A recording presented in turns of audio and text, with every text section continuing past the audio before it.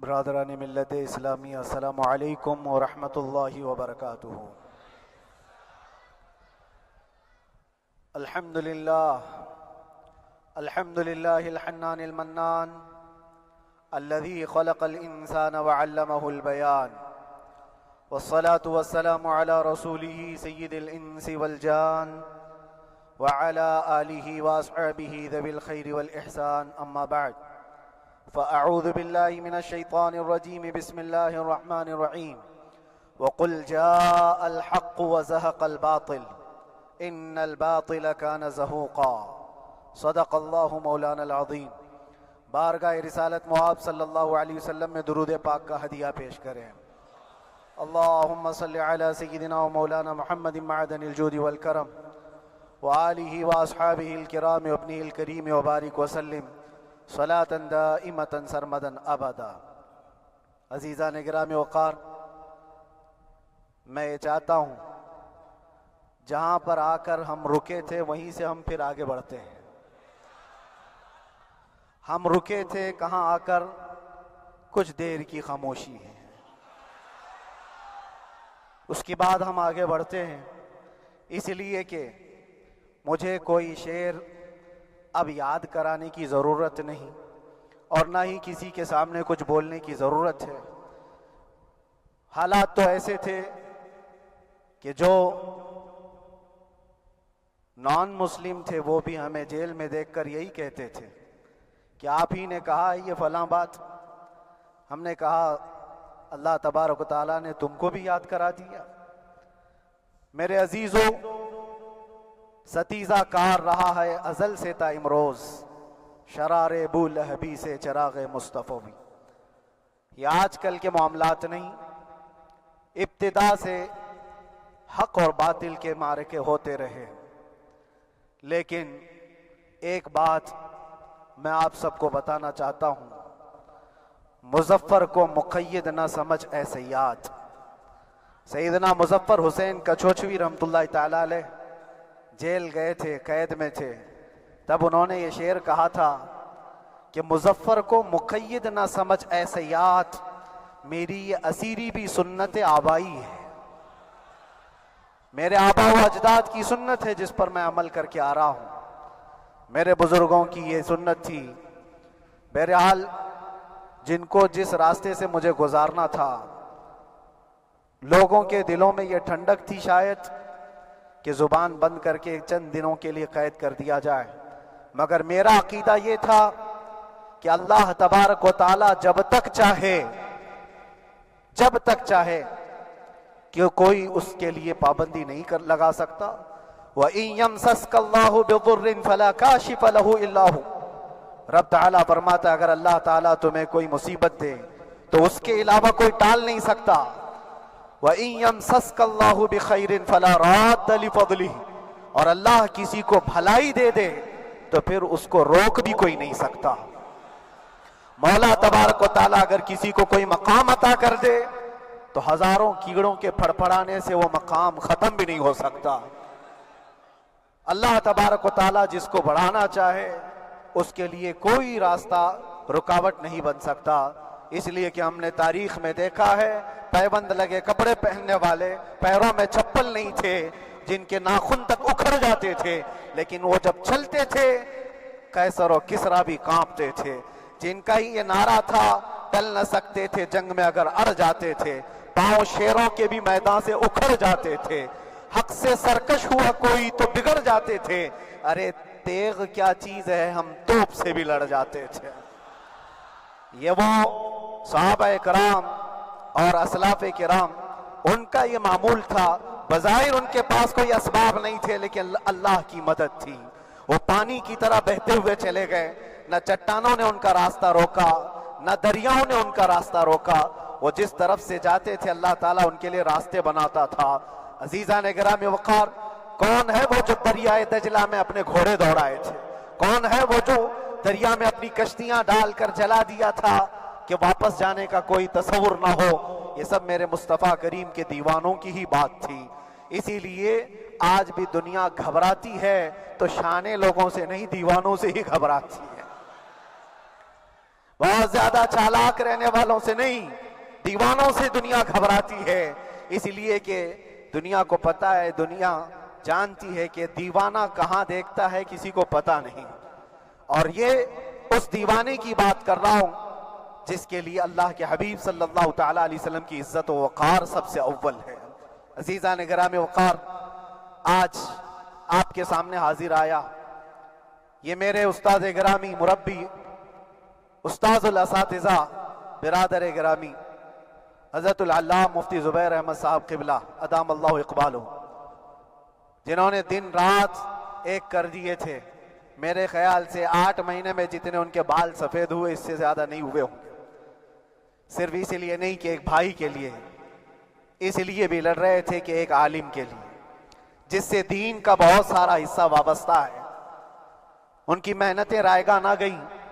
بہت سارے میرے احباب و اقربا، خاص طور پر مدن پورہ اور وکرولی سے، جنہوں نے اپنے گھر بار چھوڑ کر میرے لیے دوڑتے بھاگتے رہے، اللہ رب العزت اس بات کا شاہد ہے، ایک ایک دن اندر میں نے سب کے لیے دعائیں کی ہیں، اور ایسا نہیں کہ کوئی دن بھولا جاتا، اور باہر کی ہمیشہ یہ خبریں آتی رہتی ہیں کہ حالات کیسے کے کیسے ہوتے جا رہے ہیں۔ کبھی اگر گھبراہٹ اور بے چینی ہوتی تو میرے عزیزوں صرف ایک ہی بات ہمارے پاس تھی علاج کے لیے، ایک ہی علاج تھا۔ جب بے چینی بڑھ جاتی، اپنوں سے رابطہ نہیں ہو پاتا اور کسی کے خبر نہ پہنچتی، کھانے پینے کی تکلیفیں، رہنے سہنے کی مصیبتیں جب سر پر آتی تو ایک ہی علاج تھا، ان کے نثار کوئی کیسے ہی رنج میں ہو، ان کے نثار کوئی کیسے ہی رنج میں ہو، جب یاد آ گئے ہیں سب غم بھلا دیے ہیں، جب یاد آ گئے ہیں سب غم بھلا دیے ہیں۔ اس رسول محترم صلی اللہ تعالیٰ علیہ وسلم کا احسان عظیم ہے۔ بار بار مجھے یہ احساس ہوتا رہا، پوری دنیا اگر چھوڑ دے مگر یقین تھا آمنہ کا لال کبھی نہیں چھوڑے گا، اور چھوڑا بھی نہیں، اور چھوڑا بھی نہیں۔ ہر رات جو ہمارا معمول تھا، ہم نے جو دیکھا، ہماری پچھلی زندگی میں ہم نے اتنے عجائبات نہیں دیکھے ہوں گے جو 8 مہینے کے اندر ہم نے دیکھے۔ نبی پاک صلی اللہ تعالیٰ علیہ وسلم کے انعامات و اکرامات، رب تبارک و تعالیٰ کی مدد سے دل مضبوط ہوتا ہے۔ عزیزان گرامی، ہم نے تو وہاں ایسے لوگوں کو دیکھا جو ڈپریشن کا شکار ہو کر کافر بھی ہو گئے، اور حالات سے گھبرا کر کے وہ انکار کر بیٹھے، کوئی خدا نہیں ہے، کوئی مدد نہیں آتی ہے۔ ایسے حالات وہاں دیکھے، لیکن ان حالات میں بھی اللہ تبارک و تعالیٰ کی مدد ساتھ رہی۔ رسول پاک صلی اللہ تعالیٰ علیہ وسلم کا انعام و اکرام یہ تھا کہ جس طرح سے گئے تھے اسی طرح سے واپس بھی آئے، جس طرح سے گئے تھے ویسی واپس آئے، اور نہ میرے مصطفیٰ نے باہر میری عزت میں کمی کی، نہ اندر عزت میں کمی کی، کہیں پر بھی نہیں۔ الحمدللہ، جس شان کے ساتھ رسول پاک صلی اللہ تعالیٰ علیہ وسلم اپنے چاہنے والوں کو رکھتے ہیں، وہ میں نے دنیا میں دیکھا، اور پھر یہ عرض کیا آقا، آج آپ کی عزت پر بات کرنے والے کو چاہے وہ 1000 کال کوٹری کے اندر ہو، آپ عزت کے ساتھ بٹھاتے ہیں، تو پھر قیامت کے دن اس کی عزت کا کیا حال ہوگا؟ عرش حق ہے مسند رفعت رسول اللہ کی، دیکھنی ہے حشر میں عزت رسول اللہ کی۔ میرے عزیزو، ایک بات کو طے کر کے چلو، انہیں جانا، انہیں مانا، نہ رکھا غیر سے کام، للہ الحمد میں دنیا سے مسلمان گیا۔ اس ایک بات میں جو عزت ہے، دنیا کے کسی مقام و منصب اور مرتبے میں عزت نہیں ہے۔ اور حالات دنیا انشاءاللہ میں سناتا رہوں گا۔ اللہ تبارک و تعالیٰ جب تک یہ زبان رکھا ہے، حق بولتے رہیں گے اور سناتے رہیں گے، اور بھی حالات آپ کو انشاءاللہ العزیز آگے سناتے رہیں گے۔ لیکن آج خصوصیت کے ساتھ میں جمعہ کے لیے اسی لیے حاضر آیا کہ یہاں کے لوگ پل پل یاد کرتے رہے۔ حضرت مجھے ہر بار خبر دیتے کہ جب نماز سے فارغ ہو کر کے میں نکلوں تو مجھے لوگ پکڑ لیتے، کیا ہوا، اب کیا خبر ہے؟ تو جس قدر آپ کی بے چینی تھی، بے قراری تھی، میرے عزیزو، مجھے بھی ملنے کی بے چینی اور بے قراری تھی، لیکن یہ ایک سٹیج تھا جس سے گزارا گیا ہے، ایک مقام تھا جس سے گزارا گیا۔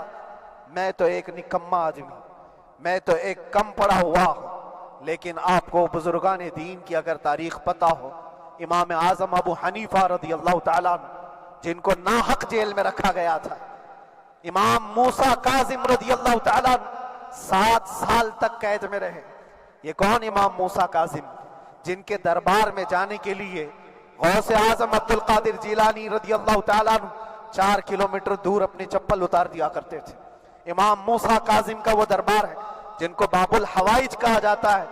اس امام کو 7 سال تک بغیر کسی قصور کے قید میں رکھا گیا، اور حد تو یہ ہے کہ اسی قید خانے میں زہر دے کر کے آپ کو مارا گیا ہے۔ آپ کا جنازہ جیل سے نکلا تھا۔ امام احمد بن حنبل جن کو 5 لاکھ حدیثیں یاد ہیں نبی پاک صلی اللہ تعالیٰ علیہ وسلم کی، بغداد کے سر بازار آپ کو ننگی پیٹھ پر کوڑے مارے گئے۔ آپ کو اندازہ ہے بزرگان دین کی ایک لمبی فہرست ہے۔ جب میں وہاں گیا تھا تو ایک بزرگ کی بڑی یاد آئی، وہ تھے حضرت مجدد الفسانی رضی اللہ تعالیٰ۔ اکبر جیسے ڈکٹیٹر کے سامنے، اس زمانے کے سب سے بڑے ڈکٹیٹر بادشاہ کے سامنے آپ نے حق بات کا اعلان کیا تھا۔ مجدد الفسانی رحمۃ اللہ تعالیٰ علیہ نے فرمایا تھا کہ اسلام نام سے جو دین ہوگا وہ محمد عربی کا لایا ہوا ہی دین ہوگا، کسی اور بادشاہ کا بنایا ہوا نہیں ہوگا۔ اس بات پر آپ کو قید میں ڈالا گیا تھا، 8 سال تک قید میں رکھا گیا۔ 8 سال میں بادشاہ مر بھی گیا، بیٹا بادشاہ بنا، لیکن کسی نے آ کر جہانگیر کے سامنے یہ بات رکھی کہ آپ کے باپ نے جس مولانا کو قید میں ڈالا تھا گوالیار کی جیل میں، 8 سال میں جیل کا نقشہ بدلا ہوا ہے۔ تو بادشاہ نے پوچھا ہوا کیا ہے؟ کہا کہ اس مولانا نے 8 سال میں تقریباً 700 قیدیوں کو عالم بنا دیا ہے۔ درس حدیث، درس تفسیر، قرآن کا علم، نمازیں جماعتوں سے وہاں اس طرح ادا ہوتی ہیں جیسے لگتا ہے گنبد خضرا کی چھاؤں میں ہے۔ رب تبارک و تعالیٰ کا یہ احسان عظیم تھا۔ ان 8 مہینوں میں بحمدہ تعالیٰ میں نے اپنی لائف میں کبھی اتنی امامت نہیں کی تھی جتنی وہاں امامت کیا، اس لیے کہ پابندی نہیں ہو پاتی۔ جب جب امام رہا مسجد میں چھٹیاں ہوا کرتی تھی، ادھر ادھر آنا جانا، لیکن وہاں پر کبھی کسی نماز میں چھٹی نہیں ہوئی۔ اور امامت اللہ تبارک و تعالیٰ کو جہاں لینا ہے وہاں لیتا رہے۔ اور مجھے اس بات کا تھوڑا قلق تھا، 24 سال سے میں تراویح سنا رہا تھا، 24 سال، 24 تراویح ہو چکی تھی، رمضان المبارکہ 24 گزر چکے تھے، 25واں سال تھا، ظالموں نے مجھے رمضان سے پہلے اندر کر دیا۔ بار بار یہ خواہش ہوتی تھی کہ میری تراویح چھوٹنے نہ پائے، 25ویں تراویح ہے، 25ویں محراب ہے، لیکن رب تبارک و تعالیٰ کا احسان، اندر موجود سارے مسلمانوں نے یہ مطالبہ کیا کہ ہم یہاں جماعت سے تراویح قائم کریں گے۔ اور اب تک لوگ الم تری کیف والی تراویح کبھی کبھار پڑھ لیا کرتے ہیں، لیکن سارے لوگوں نے مل کر کے یہ اتفاقاً کہا کہ ہم پورا قرآن آپ سے سننا چاہتے ہیں۔ کیسے کیسے قیدی تھے، کیسے کیسے کرائم والے تھے۔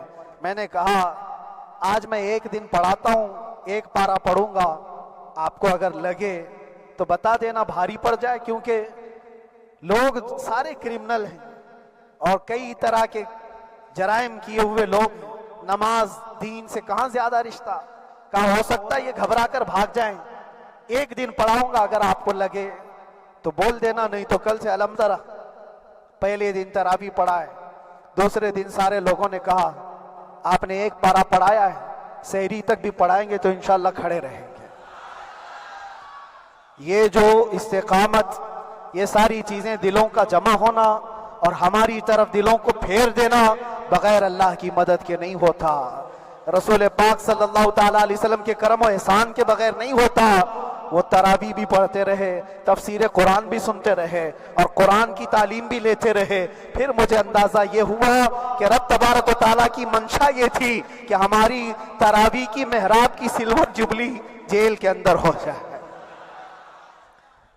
مجھے اس بات کا کوئی قلق نہیں رہا کہ میری کوئی چیز چھوٹ گئی ہے۔ ہاں، عید، بقرعید، محرم، یہ تمام چیزیں لوگوں کی یاد تو رہتی، رشتہ دار، احبا، اقربا کی یاد، لیکن اللہ کی مرضی، میرا رب تبارک و تعالیٰ جو پسند کرے اس میں ہم راضی ہیں۔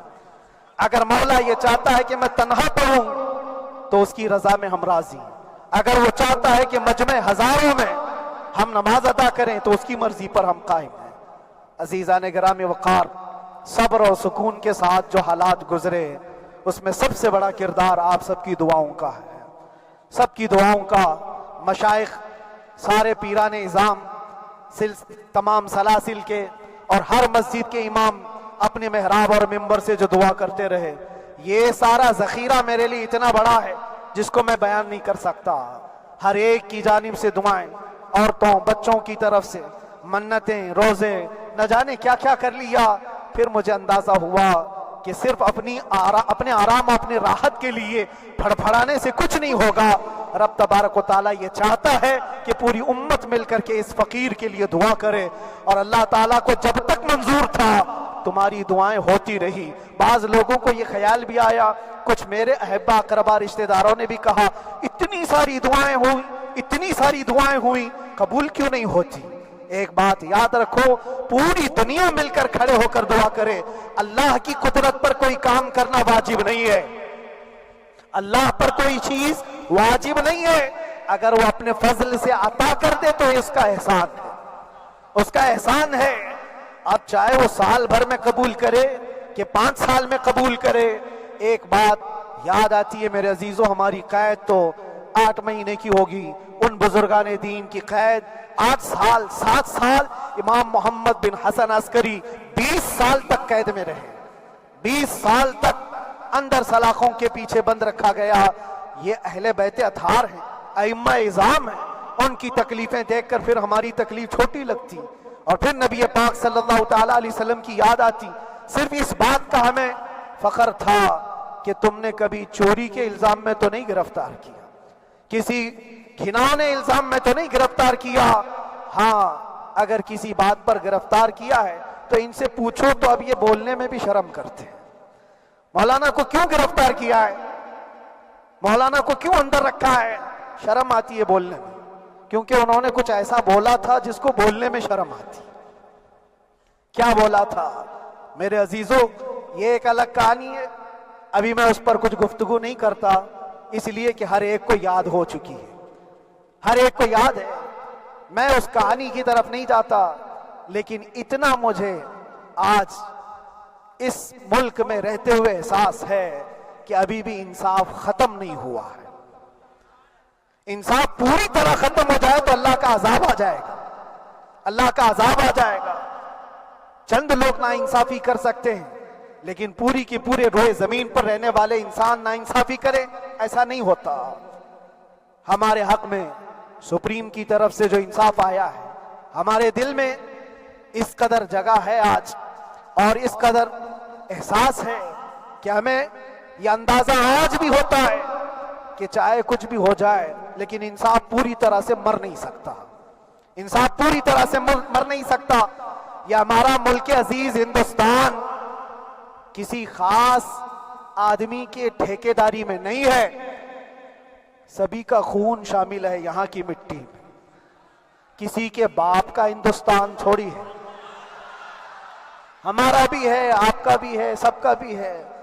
اور میرے عزیزو پتہ نہیں، یہ بھی شاید راحت اندوری صاحب کا شعر ہے، اور اس سے پہلے بھی کچھ بولا تھا وہ بھی ان کا ہی تھا، تو ڈینجر ہی ہوا کرتا ہے۔ اللہ تبارک و تعالیٰ آپ سب پر فضل فرمائے، کرم فرمائے۔ جو چیز خاص طور پر بولنی ہے وہ یہ ہے، ان حالات سے آج جو گھبرائے ہوئے ہیں یہ وہ لوگ ہیں جو عیش پرست ہیں۔ میں کسی کو خاص ٹارگٹ کر کے نہیں کہنا چاہتا، لیکن بہت سارے وہ لوگ جو اثر و رسوخ رکھتے ہیں لیکن وہ آگے آنا نہیں چاہتے، دین اسلام پر حملے ہوں، حضور پاک کی عزت پر حملہ ہو، کسی کو بولنا نہیں، کیونکہ پتہ ہے دیکھو اس مولانا کو کس طرح کی ہے، اسی طرح دوسروں کو بھی کر دیا جائے۔ جو کمفرٹ زون میں بیٹھنے کے عادی ہو گئے وہ اپنا ایریا چھوڑ کر ہٹنا نہیں چاہتے۔ اگر میں کچھ کہوں گا حضور پاک صلی اللہ تعالیٰ علیہ وسلم کی ناموس کے لیے تو میرا عیش خطرے میں آ جائے گا، اکثر کی یہی سوچ ہے۔ میرا تو اپنا دھندا ہے، میرا بزنس ہے، میرے بیوی بچے ہیں، ہو سکتا ہے مولانا کو کسی چیز کی فکر نہیں ہوگی۔ آپ کو میں بتاؤں، آپ کو اندازہ نہیں ہمارے دل میں ہمارے بچوں کی کتنی محبت ہے۔ میرے بھی چھوٹے سے بچے ہیں، جب وہ جیل کی سلاخوں کے سامنے آ کر آنسو بہاتے تھے تو دل پر چھریاں چلتی تھی. وہ بچے جو ہمیشہ ہمارے سینے پر سوتے رہے, آج میں ان کو چھو بھی نہیں سکتا. جب وہ سلاخوں کے پیچھے کھڑے ہو کر دور سے رو کر کے چلے جاتے 15 منٹ, تو کیا ہمارے دل میں بچوں کی محبت نہیں؟ کیا ہمارے گھر بار نہیں, ہماری بہنیں, ہمارے بھائی, ہماری ماں نہیں؟ کتنے تو دن ایسے ہوئے کہ میری ماں کو دورے پڑتے رہے یاد کے لیے. تو کیا وہ ہمارے اوپر کیفیت نہیں آتی کہ ہم خامخواہ یہ مصیبت کیوں مول لیے؟ میری بیٹی تو جھگڑا کرتی اس بات کو کہ کیوں آپ اکیلے ہو, بہت سارے لوگ ہیں سب کا خیال کرتے ہوئے. لیکن میرے عزیزو, یہ ان کی اپنی محبت ہے. سارا ایک پریوار اور اس سے زیادہ میرے شاگردوں کی ایک دنیا ہے. کتنے ایسے ہیں, میں جانتا ہوں کہ 8 مہینے تک نرم غذا نہیں کھائی میرے ان بچوں نے. میں جانتا ہوں ان کا صرف یہ خیال تھا کہ اندر پتہ نہیں جیل میں آپ کیا کھا رہے ہوں گے, ہم یہاں نرم غذا نہیں کھائیں گے, گوشت مچھلی نہیں کھائی. حالانکہ یہ کوئی چیز تمہارے اوپر واجب نہیں تھی. یہ حالات میں اس لیے بتا رہا ہوں میرے عزیز, کسی کے وہم و گمان میں اگر یہ ہے تو نکال دے کہ میرے آس پاس کچھ نہیں ہے, میں کسی کو چاہتا نہیں, یا میرے ساتھ محبتیں نہیں ہیں. کثرت سے محبت کرنے والے لوگ ہیں میرے پاس. میرے ان بھائیوں کی اور میرے بہنوں کی, میرے گھر والوں کی محبت تو ایسی ہے کہ ان کے گھروں کے بچوں کے معاملات بھی بغیر مجھ سے پوچھے نہیں ہوتے. اگر 8 مہینے اندر رہا تو کسی کا رشتہ نہیں تو بات چیت بھی نہیں ہے. رشتہ نہیں ہوگا جب تک یہ نہ آئے. سارے کام ڈیپینڈ رہتے تھے. مجھے بھی ان تمام چیزوں کا احساس ہے, لیکن یہ سب چیزیں ایک طرف, میرے مصطفیٰ کی عزت اپنی طرف.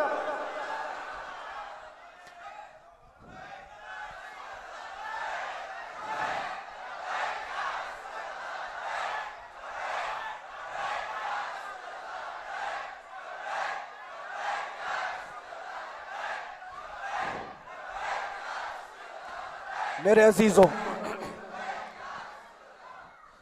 ہر ایک کے آنسوں کے قطرے میں نے دیکھے, بھائیوں کے, بہنوں کے. میرے پاس ملنے کے لیے میرے جو شاگرد آتے ان کے, یہ اکثر جب جیل کی دیوار پر آ کر کھڑے ہوتے, ان کی آنکھیں لال, یہ آنسو بہاتے 15 منٹ ملاقات کر کے چلے جاتے. آپ کو کیا اندازہ ہے اندر کے حالات ایک دن 1 سال کے برابر لگنے لگتا ہے. گھٹتے رہتے, لیکن ایک بات کا احساس بار بار ہوتا کہ یہ ساری محبتیں ایک طرف ہے, لیکن ہم جس کے لیے کھڑے ہوئے ہیں اس کی محبت میں کوئی سمجھوتا نہیں, اس کی محبت میں کوئی سمجھوتا نہیں. ایمان اسی کا نام ہے, لا یؤمن احدکم حتی اکون احب الیہ من والدہ وولدہ والناس اجمعین. تم میں سے اس وقت تک کوئی پورا مومن نہیں ہو سکتا جب تک کہ اپنی اولاد, اپنے مال دولت, اپنے ماں باپ, سب سے زیادہ اپنے رسول سے محبت نہ کرے. دعا یہی کرتے رہو جب حضور پاک کا معاملہ آئے تو ساری دنیا ایک طرف ہو جائے. میں نے ایک واقعہ پڑھا تھا اندر ہی, حضرت خالد بن ولید رضی اللہ تعالیٰ ایک قلعے پر اچانک حملہ آور ہوئے تھے. وہ قلعے میں موجود جو دشمنان اسلام تھے ان کی پارٹی چل رہی تھی. بڑے بڑے قالین, صوفے بچھے ہوئے, تشتوں میں قیمتی کھانے رکھے ہوئے تھے. خالد بن ولید کے ساتھ جو لشکر ہے یہ تو وہ غریب صحابہ تھے جو پیون لگے کپڑے پہنتے, ایک کھجور پر پورا دن گزارتے. جب یہ اس قلعے پر حملہ آور ہوئے تو دشمنان اسلام جو تھے وہ مقابلہ کرنے کی ہمت نہ جٹا سکے, بھاگ گئے. سارا مال سب چھوڑ کر بھاگ گئے, بغیر کسی جنگ کے, بغیر کسی قتل قتال کے. پورا قلعہ فتح کیا خالد بن ولید. اب سنو, جو صحابہ تھے وہ مال غنیمت جمع کر رہے تھے, کیونکہ یہ عرب کے لوگ ایسے مہنگے قالین نہیں دیکھے تھے, ایسے مہنگے صوفے, اتنی قیمتی غذائیں انہوں نے دیکھی نہیں تھی. سب جمع کرنے لگے. خالد بن ولید نے کہا, خبردار, ہاتھ مت لگانا, سب ہٹ جاؤ. سب ہٹ گئے. چند صحابہ کو بلایا, یہ سب جمع کرو, اس کو آگ لگا دو. پورا مال غنیمت جو تھا آگ لگا دیا. تو جو صحابہ تھے وہ کہنے لگے, کیا یہ اچھا ہوتا یہ سب میں آپ تقسیم کر دیتے؟ یہ بہت قیمتی چیزیں ہیں، عرب میں ہم لے جاتے تو یہ بہت مہنگی چیزیں ہیں۔ خالد بن ولید نے کیا کہا جانتے ہو؟ کہا اگر تم کو بھی ان تمام چیزوں کی عادت لگ جائے تو تم بھی ویسے ہی بھاگو گے جیسے یہ بھاگے۔ یہ آج جو ہمارا مقابلہ کرنے کی طاقت نہ لا سکے اور بھاگ گئے، اس کی وجہ یہ ہے کہ وہ عیش پرست ہے، عیاشی ان کے اندر تھی جس کی وجہ سے وہ کھڑے نہ ہو سکے، اور جب یہ عیاشی آئے گی تم کھڑے نہیں ہو سکو گے، کھڑے نہیں ہو سکو گے۔ آج میں یہی بات دہرانا چاہتا ہوں، جو بہت بڑے چہرے لے کر بیٹھے ہوئے ہوں، وہ سیاسی اثر اور رسوخ رکھنے والے بھی کمفرٹ زون میں رہنا چاہتے ہیں۔ میں چند لوگوں کو چھوڑ کر کہہ رہا ہوں، اکثر کا حال یہ وہ سوچتے ہیں کہ ہمارے اس دائرے سے نکلیں گے تو ہمارا عیش خطرے میں آ جائے گا، گھر بار خطرے میں آ جائے گا۔ یہ دنیا کی محبت انسان کو بزدل بناتی ہے، بزدل بناتی ہے۔ اس لیے میرے عزیزو، آپ جب کبھی یہ بات آئے، ایک طرف میرا پورا خاندان، ایک طرف میرے عیش کی زندگی اور ایک طرف رسول پاک کی عزت کا معاملہ، تو آپ مجھے بتاؤ آپ کس بات کا فیصلہ لیں گے؟ اسی بات کا فیصلہ لینا ہوگا نبی پاک صلی اللہ تعالی علیہ وسلم کی عزت کی خاطر تمہیں اس بات کا فیصلہ لینا ہوگا۔ اپنا سب کچھ گنبد خضرا کل بھی تھا آپ، میرے نبی سے میرا رشتہ کل بھی تھا آپ، اور بتلا دو گستاخ نبی کو غیرت سنی زندہ ہے، ان پہ مر مٹنے کا جذبہ کل بھی تھا آپ۔ بس یہ جذبہ باقی رہے، ہم کسی کو لڑنے کے لیے، مرنے کے لیے، مارنے کے لیے میدانوں میں اتارنے کی بات نہیں کرتے۔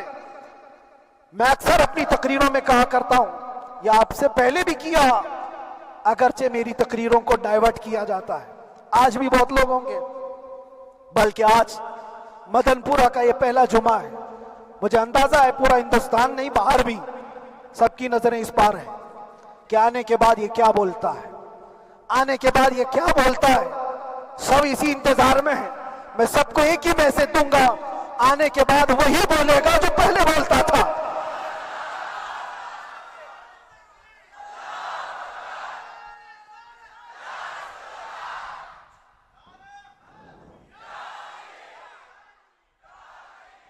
اگر کچھ غلط ہوتا تو ہمارے اس ملک عزیز ہندوستان کی سب سے اعلیٰ عدالت یہ نہیں کہتی کہ ان کے اسپیچ میں کوئی ہیٹ مسئلہ نہیں ہے۔ وہ ہمیں اندازہ ہے میرے عزیزوں، ہاں جہاں غلطی ہوگی ہم بھرے اعلان کے ساتھ کہیں گے کہ ہم سے یہ غلطی ہو گئی، ہم سے یہ خطا ہو گئی، زبان پھسل گئی، لیکن جو چیز نہیں ہے تو اگر تم زبردستی اس کو کہو گے تو یہ ہم نہیں مانتے۔ ہاں بس اتنی دعا میرے حق میں کریں کہ جتنی بھی زندگی باقی ہے اللہ تبارک و تعالی حضور پاک کی محبت اور ان کی عظمت کی حفاظت کے لیے جیتے مرنے کی توفیق عطا فرمائے۔ ہمارا کام صرف اتنا رہ گیا، جو میسج دینا تھا وہ ہم نے دے دیا۔ اب جو حالات آ رہے ہیں میرے عزیزوں، آپ سب کے لیے بھی میں یہ گزارش کروں گا، دین کی طرف آ جاؤ، سچائی کی طرف آ جاؤ، ورنہ گاجر مولی کی طرح کٹ جاؤ گے، ختم ہو جاؤ گے۔ دین کی طرف آؤ، سچائی کی طرف آؤ، اور اسلام نے کہیں پر بھی تمہیں کسی طرح کے آتنک اور دہشت کی تعلیم نہیں دی ہے، کہیں پر کسی ٹیررسٹ کی کوئی بھی تعلقات کی۔ کہیں مجھے کوئی بات بتا دو، اگر کوئی مسلمان اس طرح کی حرکتیں کر جاتا ہے جس کو یہ لوگ بدنام کرتے ہیں تو ہم سمجھتے ہیں اس کا اسلام سے تعلق نہیں ہوگا۔ اسلام سے تعلق ہوتا تو اس کے اندر صدیق اکبر اور فاروق اعظم کی ادائیں ہوتی۔ آج آپ کو وہ معاشرہ زندہ کرنے کی ضرورت ہے۔ میں نوجوانوں سے کہوں گا، بہت دن گزار لیے ٹک ٹاک پر مجرے، اور تمہارے اس انٹرنیٹ کی دنیا پر جس طرح تم نے آوارگی کر لی ہے، اب وقت کم بچا ہے، آ جاؤ میرے نبی پاک کی گنبد کی چھاؤں میں۔ عزت وہیں پر ہے، انہی کے قدموں میں عزت ہے، اور یہاں پر بھی ہے اور آخرت میں بھی ہے۔ آخرت میں بھی ہے۔ بس اس عزت کے لیے آپ سب سے میں گزارش یہ کروں گا، سچائی کی طرف واپس آ جاؤ، سچائی کی طرف واپس آ جاؤ۔ جو تمہاری نمازیں باقی ہیں اس کو پوری کر لو، اس سے پہلے کہ دنیا تم پر نماز پڑھ دے، اس سے پہلے کہ تمہارے جنازے کی نماز پڑھی جائے، اپنی نمازیں کمپلیٹ کر لو۔ اور علماء ذوی الاحترام کا ادب و احترام اپنے اندر رکھو۔ صرف اس بات کے لیے آپ کو میں احساس دلانا چاہتا ہوں کہ مجھے جس راستے سے گزارا گیا، جتنے دن قید و بند کی صحبتیں گزاری گئی، یہ صرف یہ میسج دینا تھا کہ پھر اس مولانا کا یہ ہو سکتا ہے تو چھوٹے چھوٹوں کی کیا کر دیں گے۔ ایسا اگرچہ آ جائے موقع تب بھی گھبرانے کی ضرورت تھی۔ آپ کو پتا ہے اس ملک عزیز ہندوستان کی آزادی میں 30,000 علماء کو پھانسیوں پر لٹکایا گیا۔ انگریزوں نے 30,000 علماء کو کشمیر سے لے کر دلی تک ہر درخت پر ایک عالم کی لاش لٹکتی تھی۔ انہوں نے قربانیاں دی ہیں، قربانیاں بزرگان دین کے علماء ذوی الاحترام کی ہوئی ہیں۔ یہ اور بات ہے کہ اس جنریشن نے آج ہم کو دیکھا تو ان کو بہت بڑا لگتا ہے، یہ کوئی بہت بڑی بات نہیں تھی، بہت بڑی بات نہیں تھی۔ اس پروسیس سے بہت سارے علماء کو گزارا گیا ہے۔ سرکار مجاہد ملت رحمت اللہ تعالی علیہ ایمرجنسی کے زمانے میں 18 مہینے تک قید میں گزارے، 18 مہینے تک ایمرجنسی، وہ بھی ڈکٹیٹر کا زمانہ تھا۔ اس زمانے میں بھی آپ اندر رہے، لیکن باہر آنے کے بعد نہ آپ کے مشن میں کوئی کمی آئی، نہ آپ کی زبان میں کوئی لکنت آئی۔ اللہ والے جو ہیں وہ اللہ کی رضا کی طرف اور رسول پاک کی رضا کی طرف ہوتے ہیں۔ ہم سب بھی اس مشن کو آج یہاں سے زندہ کرتے ہیں، جہاں سے ہم چھوڑے تھے وہیں سے آگے بڑھتے، جہاں سے ہم چھوڑے تھے وہیں سے ہم آگے بڑھتے ہیں۔ کسی کو اگر کچھ برا لگتا ہے تو وہ اس کے سمجھ کا قصور ہے، اس کے فہم کا قصور ہے۔ ہم نے کسی کو ٹارگٹ کر کے کبھی کہا نہیں، بلکہ یہ تو کامن بات ہے، ایک تو کامن کہی جانے والی بات ہے۔ فخر سے اگر کوئی آدمی اپنے گھر میں کہے کیا بات ہے مولانا آج صبح سے تمہارے گھر میں کچھ ہلچل نہیں ہے، کچھ ہلچل نہیں ہے، ہو سکتا ہے تمہارے گھر میں کوئی نہ ہو، تم اکیلے بیٹھے ہو، بیوی کہیں گئی ہے، ماں کہیں گئی ہے، گھر میں کوئی بنانے والا نہیں ہو، گھر میں خاموشی ہے، تو تم اگر اس کو جواب دے دو کہ کچھ دیر کی خاموشی ہے، شام میں آ جائے گی، کچھ دیر کی خاموشی ہے، شام میں آ جائے گی، تو کیا گناہ کیا، کیا گناہ کیا؟ اس کے حالات پر وہ بول رہا ہے، اس کے گھر میں خاموشی ہے اسی لیے بول رہا ہے۔ ہم نے بھی اسی لیے کہا کچھ دیر کی خاموشی، اس لیے کہ ہم جانتے ہیں اسلام وہ نہیں ہے جو یہاں دکھ رہا ہے آج، اسلام تو وہ تھا جو صدیق اکبر کے زمانے کا تھا، اسلام تو وہ تھا جو فاروق اعظم کا تھا، اسلام تو وہ تھا جو عثمان غنی اور حیدر کرار کا تھا۔ تو وہ جو ہلچل تھی وہ خاموش ہے، صلاح الدین ایوبی کا دور تھا، وہ اسلام کی ہلچل تھی۔ تو میرا گھر آج خاموش ہے، اس لیے تو میں پکار کر کے رہا کچھ دیر کی خاموشی ہے، اور ہمیں اپنے رب سے یقین ہے یہ خاموشی ایک شام ٹوٹے گی، کوئی صلاح الدین آئے گا۔ اور اللہ تبارک و تعالی ہم سب کے اس عزم اور حوصلے کو زندہ رکھے، اور آپ سب کی محبتوں کو سدا سلامت رکھے، اور میرے آقا صلی اللہ تعالی علیہ وسلم کے قدموں پر مر مٹنے کی ہمیں توفیق عطا فرمائے۔ وآخر دعوانا الحمدللہ رب العالمین، لبیک یا رسول اللہ۔